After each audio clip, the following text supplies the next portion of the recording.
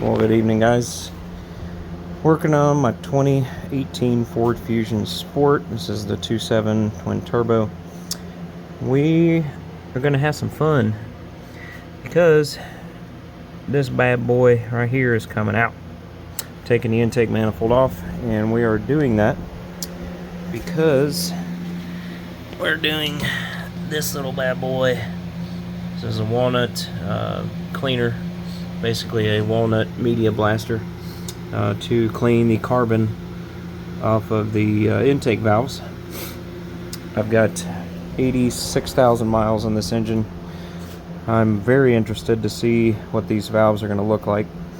I'm pretty sure they're going to be full of carbon, but just how much carbon is the question. Now, I have run a GDI chemical service through the intake 4 or 5 times over the last 40,000 miles. So I've done something, but we'll find out if that really did help. I'm pretty sure that didn't eliminate all the carbon on the valves. Everything I've seen, everybody that's tried the chemical cleaning, everybody that's done the walnut blasting, when they show the valves, they're all dirty no matter what. So, but we'll get to that once I get the intake off. So first thing we got to do, belly pan comes off. We take that off so we can get to the crankshaft pulley down here. So when you do the walnut blasting, you have to have the valves closed in the up position, and you're obviously not going to have all the valves closed at the same time. So you start with the valves that are closed, and then you turn the crankshaft pulley clockwise, and you close the other valves that you haven't done, and then block off the other valves so you don't get junk in them. But anyway, so that's kind of the synopsis. We got to take the battery terminal off so we can turn the engine over without any issues. So one thing I didn't realize when I ordered this kit from, actually on the Schmamazon, made by All Tool. That's not who sold it to me, but I've seen a few mechanics out there. One a Ford guy who uses this in his shop. So I figure if this is a good enough product to use in a professional shop, it should work just fine for me at the house. I did not realize that this machine comes with 2 bags of walnut media. I went and bought a box of it, not knowing, and they don't tell you, that's in the description. There's no mention that it actually comes with the walnut shells. So I think I'm gonna use these bags first, and then if I need to, we'll use this, but I don't see that happening. I'm pretty sure both of these bags, if not just one of them, is gonna be enough to do this car. So, but let's get to it. I'm gonna try to walk you through as best I can, because I don't see any videos online of anybody taking the intake off of their 2.7 to do this particularly. So we're gonna start baby steps. Obviously the intake boot's got to come off. We're gonna take off the purge valve, a couple of the evap lines. We're gonna start disconnecting all the sensors. No need to pull the sensor out of the intake, just disconnect it. We've got 2 harnesses here, a bunch of evap lines run through here. This main harness right here that runs from front to back, I'm probably going to try to work around that and save some time and having to disconnect everything on this wire loom. Catch can, it's got to come off. This intake tube back here needs to be unbolted from the bracket here and then loosened up. I'm just going to push that back out of the way a little bit. This won't be an issue. Probably going to leave this there. That's going to be okay. But I'm going to start taking things off one at a time, and I'm going to try to show you as I go along. It's not going to be a very good how-to video, but I at least want to show you what I'm doing with the 2.7 and the intake manifold removal. So bear with me, guys. We'll get started. Alright, so hardest part of this job, the freaking intake boot. This is the 3rd time I've taken this thing off. Every freaking time this thing is just mechanically welded on there. You can see I got a little bit of road rash from trying. I literally had to pry this thing off the throttle body. This thing would not just come off. And yes, the clamp was completely loose. This thing was on there. So I had to pry this thing off of there with a couple of these small pliers here. Being very careful. If I put any more force on this tube to come off this way, I was afraid I was going to break the plastic on the manifold. I was pulling so hard. So anyway, so that's done. Battery's off and the terminal's covered up, so no accidental connects to the battery. You don't need that. We'll go on to step 2. Okay, so 2 clips taken off. There's just 2 plastic tabs on the bottom of these. These are just push clips. Get a pry tool underneath, like one in here, goes underneath, gently pried up, comes out without an issue. Same thing with the back one. Pull these out of the way. There are 2 tabs right here. Oh, hang on a second, I got a call. Okay, here we go, sorry. So 2 tabs on each of these wires that go to these 2 plugs, connect to the intake. Same thing, pry tool, just gently pry these out. They come out without an issue. Purge valve is out. Next we got to undo the hose right here on the bottom of this sensor. I've got all these harnesses unplugged. This pipe, unbolt this, take your hose off here, and this pipe will go back this way far enough so right now I'm out of the way of the intake manifold. So I'm pushed far back enough it's not in the way anymore. This boot I can push farther over out of the way, don't need to take it off. So the only thing I need to figure out is, well, we got to take this off, and then I got to figure out what we're going to do with this main trunk right here. So be back. Alrighty, this hose here, this evap hose, goes into the corner of the intake. Yeah, thanks Ford. The old plastic C-clip from the 80s. Jerks. Almost broke that one off. That was nice.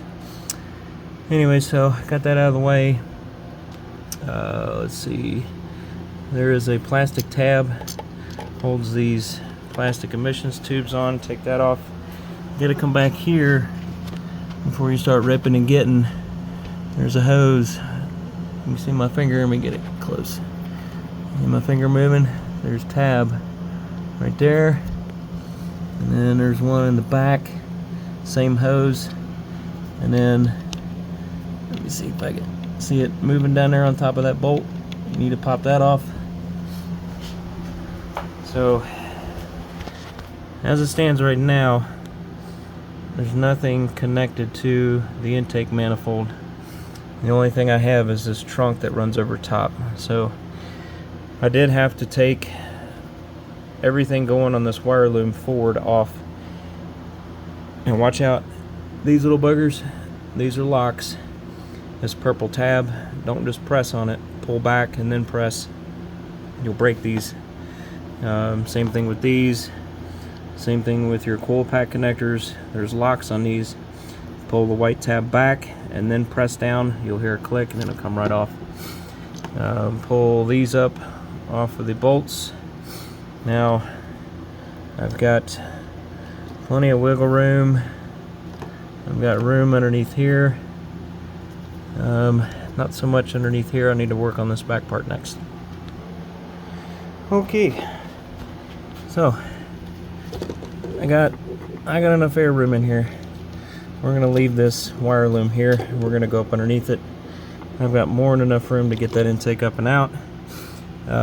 Don't go taking all 4, there's 8, 4 on each side, bolts that hold this intake manifold to the head, or to the block. Don't go ripping on that thing. You've got a bolt way back here, comes off an ear on this intake manifold. It'll be a surprise for you, so take that off first. And then we've got 1, there's 2 down there, 3, 4. Same thing on the other side. 1, That's buried in there too.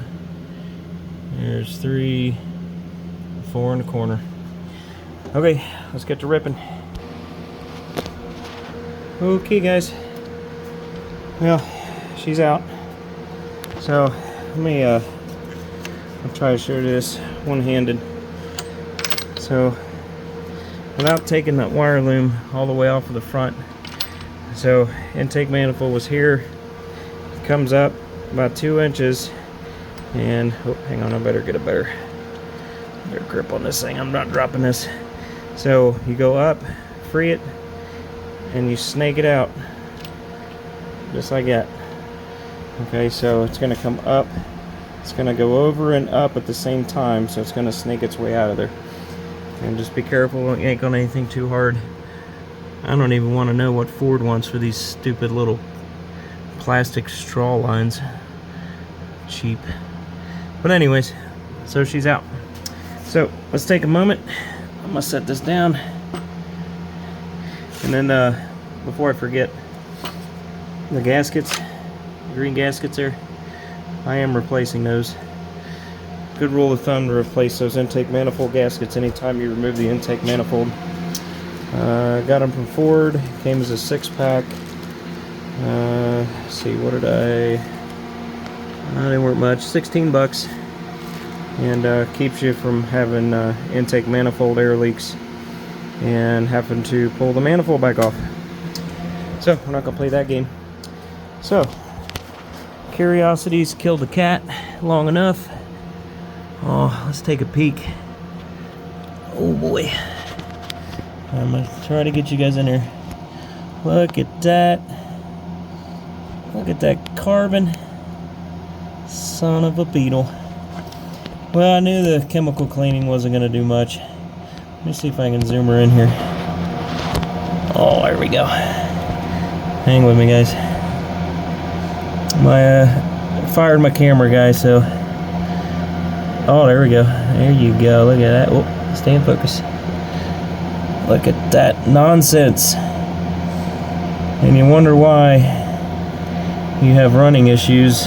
Cold start up, high performance. Ooh, look at that. Look at that mess. Focus. Sorry, guys. Alright, so we got some work ahead of us. I'm gonna take some pictures before and after. I'll do a video before and after, but so there's one.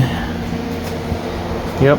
So but I was getting, zoom back out, I definitely was getting a cold idle, can't even talk, cold idle misfire until it warmed up. It hesitated quite a bit. Common symptom of the carbon buildup. You start to lose performance on the engine at higher RPMs. The faster that air is going down into the port and trying to go past the valves, it's interrupting the flow of that air and causing turbulence, which will cause your performance issues and your cold idle running issues. So we're going to clean this thing up. I'm going to stop this video. I'll start a new video. I'll show you I'm going to do one valve, or about, well, one port, 2 valves, cleaning process. I'm not going to do all 6 ports on the same video. I'm just going to show you one, and then we'll come back for reassembly.